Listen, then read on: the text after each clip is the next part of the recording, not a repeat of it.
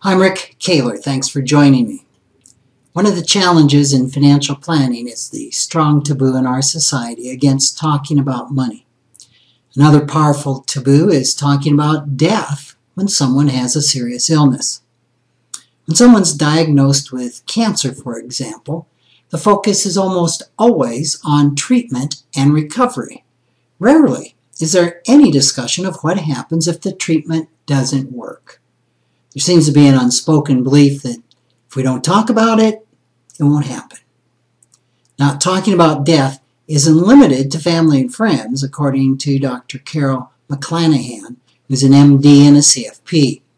In a presentation to financial advisors at the Insiders Forum in Phoenix on September 29th, she pointed out that many doctors shy away from talking about dying until the very end.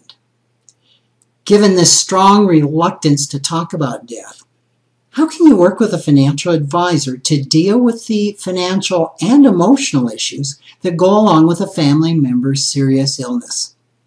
Here's some suggestions based on Dr. McClanahan's talk. First, don't expect someone facing a serious illness to give you an accurate prognosis of their disease, as they are often in denial.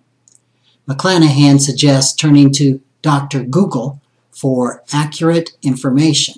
Specifically, she recommends the National Institutes of Health, that's www.nih.gov, which has statistics on every disease imaginable.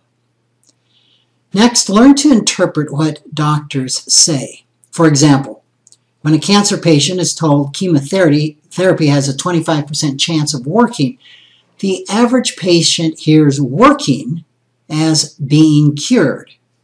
Working actually means there is a 25% chance of the tumor shrinking.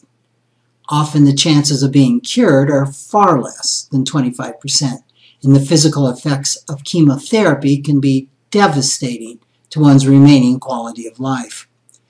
McClanahan says most of what we do to people at the end of life is unnecessary torture. Third, find out early about options for palliative care.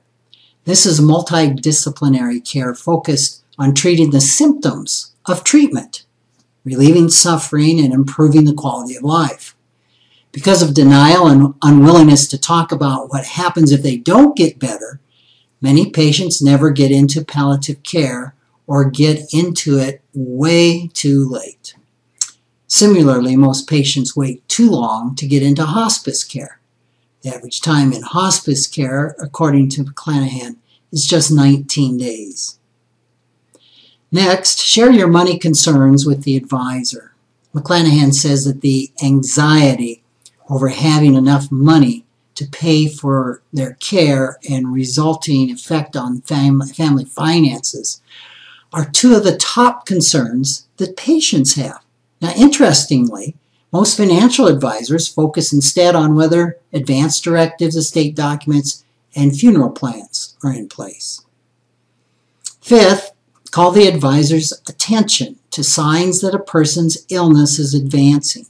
These can include a shortened attention span, not remembering details of conversations, word-finding difficulties, inability to multitask, mental fuzziness, and depression. Ask advisors to deal with these symptoms. How do they do that? Well, they could meet early in the day, address the most important issues first, keep meetings short, include family members when appropriate, and put action items in writing. Finally, realize that sharing your emotions is part of financial planning. Serious illness affects people in many different ways, but the underlying concerns are always emotional. Discuss those concerns with the advisor and work together to create a comprehensive plan addressing both death and recovery. Remember that, as McClanahan put it, preparation for a negative outcome does not reduce the risk of cure. The role of a financial planner is to help clients prepare for the future, including the end of life. When that future becomes now, don't hesitate to ask for the planner's emotional support as well as financial advice. Thanks for listening.